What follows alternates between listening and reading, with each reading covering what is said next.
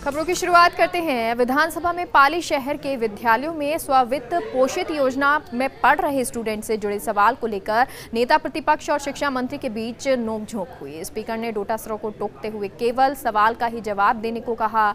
भाजपा विधायक ज्ञानचंद पारख के सवाल का जवाब देते हुए मंत्री गोविंद सिंह डोटासरा ने कहा कि विद्यार्थियों से शुल्क नहीं लिया जाता है, बल्कि विद्यालय विकास और प्रबंध समिति खर्च करती है। बालिका शिक्षा हमारी सरकार की प्राथमिकता है। मुख्यमंत्री ने कल सदन में घोषणा की है, जहां 500 बालिकाएं हो जाएंगी वहां गर्ल्स कॉलेज खोलेंगे। इस पर नेता प्रतिपक्ष गुलाबचंद कटारिया ने पूछा कि क्या विकास समितियों के पास कोई सोर्सेज हैं, तो मंत्री डोटासरा ने कहा कि विद्यालय विकास समिति भामाशाह से भी लेती है, विद्यालय विकास शुल्क भी आता है। इस दौरान डोटासरा और नेता प्रतिपक्ष में नोकझोंक हुई। स्पीकर डॉक्टर सीपी जोशी ने शिक्षा मंत्री को टोकते हुए कहा कि प्रश्नकाल की मर्यादा यही है कि रिलेवेंट प्रश्न का सीधा जवाब दिया जाए। कटारिया साहब ने सीधा सवाल पूछा है, सीधा जवाब दे। इसके बाद डोटासरा ने सवाल का पूरा जवाब दिया। ये सारे विषय 12-13 साल से चल रहे हैं और उसके बाद में सरकारों ने कई बार आदेश जारी किए बालिका शिक्षा को बढ़ावा देने के लिए निःशुल्क शिक्षा का। तो राज्य सरकार क्या इनको राज्य सरकार के मत से ये संकाय चलाने की परमिशन देगी? ये सीधा सा क्वेश्चन है, बस एक ही क्वेश्चन है, कोई ज़्यादा चाहिए नहीं। बिल्कुल बिल्कुल माननीय अध्यक्ष महोदय, माननीय सदस्य बिल्कुल सही बात कह रहे हैं कि हमारी सरकार की प्रायोरिटी में है बालिका शिक्षा, और इसी को लेकर के कल माननीय मुख्यमंत्री जी ने एक बहुत बड़ी घोषणा, जो मैं समझता हूं किसी भी स्टेट में नहीं हुई होगी, कि अगर जहां 500 बच्चियां हो जाएंगी वहां हम कन्या महाविद्यालय खोलेंगे। अध्यक्ष महोदय, खंड 1 के उत्तर में ये कह रहे हैं कि इस योजना अंतर्गत समस्त वित्तीय एवं मानवीय संसाधनों का प्रबंध विद्यालय विकास एवं प्रबंध समिति द्वारा किया जाए एवं विद्यार्थी से किसी प्रकार का शुल्क नहीं लिया जाता है।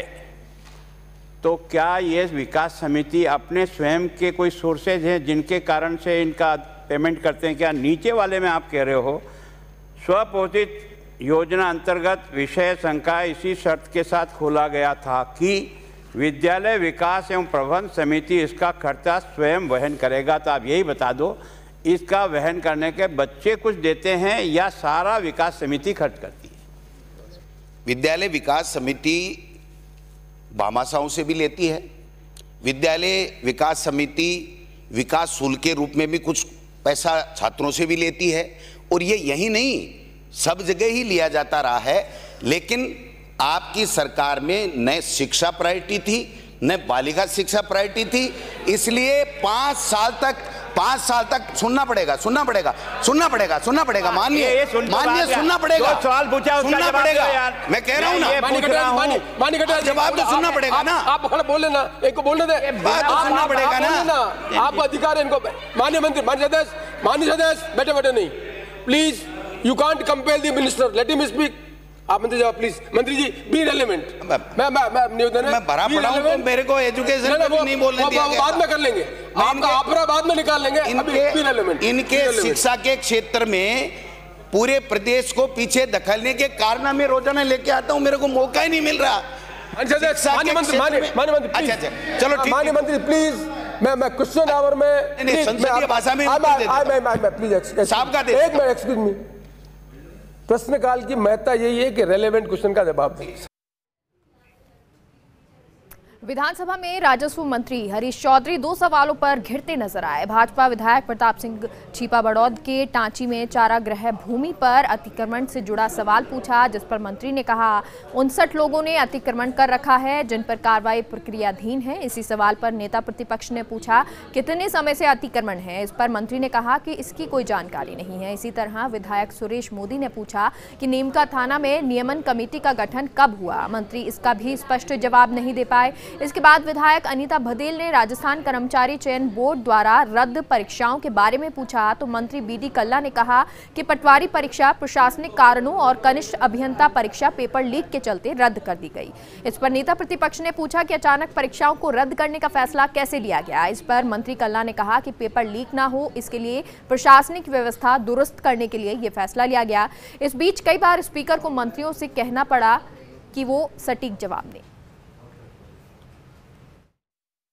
गोचर भूमि पर जिन्होंने भी अतिक्रमण किया है उसकी सूची आपको दी गई है उसमें ये नाम भी सम्मिलित है।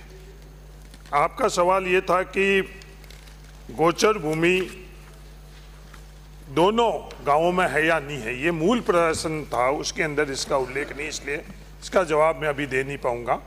मैं इस बारे में जानकारी इकट्ठी कर और आपको व्यक्तिगत तौर पर साझा कर दूंगा। ये सही है कि अतिक्रमण द्वारा ज़्यादा ज़मीन पर कब्जा कर रखा है और पटवारी ने जो टीप करी है उसमें कम दर्शाया है। दूसरा, इसी से जुड़ा हुआ सवाल है कि छीतर पुत्र धुलिया जाति बैरवा, इसकी ज़मीन पर भी इन्हीं लोगों द्वारा कब्जा कर रखा है।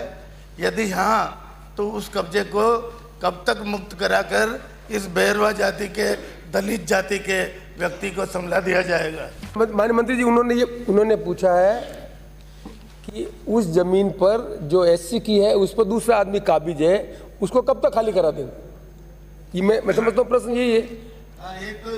अब आप एक बार मेरे को पूछना तो फिर आप पूछोगे, तीसरा आ जाएगा। दिनांक 10/1/2021, 17/1/2021 व 24/1/2021 को चरणवार आयोजित होने वाली पटवार सीधी भर्ती परीक्षा को प्रशासनिक कारणों से स्थगित किया गया है।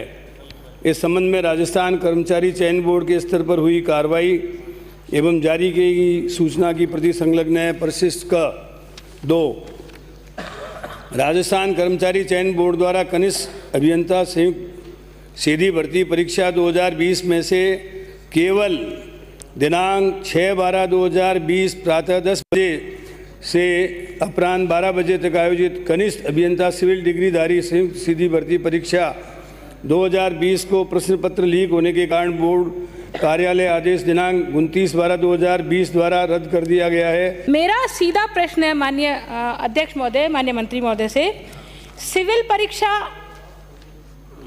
का डिपार्टमेंट अलग है, सिविल परीक्षा का प्रश्न पत्र बनाने वाले अलग हैं, ये परीक्षा जो है पटवार भर्ती रेवेन्यू से संबंधित है, ये दोनों विभाग अलग अलग हैं, दोनों पेपर सेट करने वाले लोग अलग अलग हैं। तो मुझे ये बताइए आप कि अगर से एक पेपर कोई लीक हो जाता है तो उसके आधार पर आप दूसरे पेपर को कैसे कैंसिल कर सकते हैं? ये कैसे रिलेवेंट है? आपस में दोनों का कोई जोड़ नहीं है। तो प्रश्न मेरा यही है कि भैया आपकी सिविल परीक्षा का पेपर लीक हुआ है ना, उसको आप कैंसिल करिए, पर उसको आधार बनाते हुए आपने पटवारी परीक्षा को कैसे कैंसिल किया? ये मेरा प्रश्न है।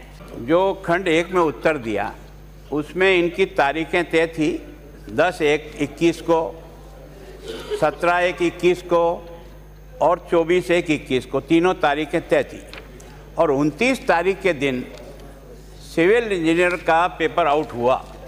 इससे आपने इसको एकदम कैसे जोड़ा 10 दिन पहले, जो 10 तारीख को परीक्षा होनी, मतलब केवल 12 दिन पहले आपने ये अचानक कैसे निर्णय ले लिया, बिना कोई आधार आए, बिना कोई सूचना आए, बिना कोई चीज़ आए, आपने ये लेकर के क्यों रोकी है, ये जानना चाहते हैं हम। केवल पटवारी पर सहमत हैं, सारे देश में और सारे प्रदेश में क्या पेपर हो रहा है उसको तो आप अलग रख दीजिए। आप तो सीधा इस पे आ जाइए कि जो 10 तारीख तय हो गई थी, 17 तारीख तय हो गई थी पेपर होने की, 29/12 को अर्थात 12 दिन पहले ऐसा क्या चमत्कार हुआ कि इन परीक्षाओं को रद्द करना पड़ा?